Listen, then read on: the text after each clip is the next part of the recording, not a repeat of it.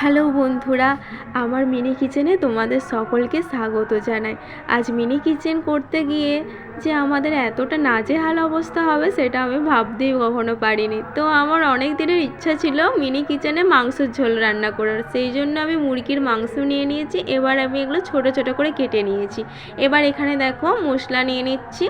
তো প্রথমে দেখো আমি টমেটো পেঁয়াজ কুচিয়ে নিচ্ছি, তারপরে আছে এখানে আদা আর রসুন। তো এগুলোকে ভালোভাবে ছাড়িয়ে তারপর এটা আমি বেটে নেব, মানে ছেঁচে নিচ্ছি আর কি।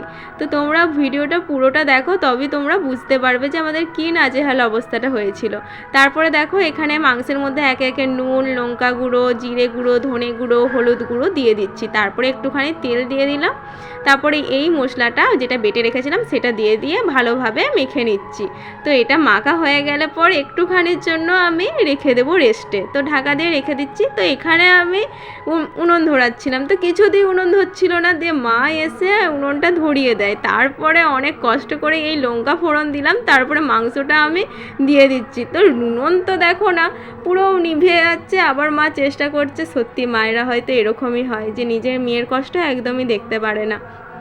তো মাকে আমি বারবার বারণ করছিলাম যে করতে হবে না, দিতে হবে না, কিন্তু মা বলছে না, তুই যখন করেছিস তো তখন আমি তোকে সাহায্য করব, কেন করব না, আমি তো তোর মা।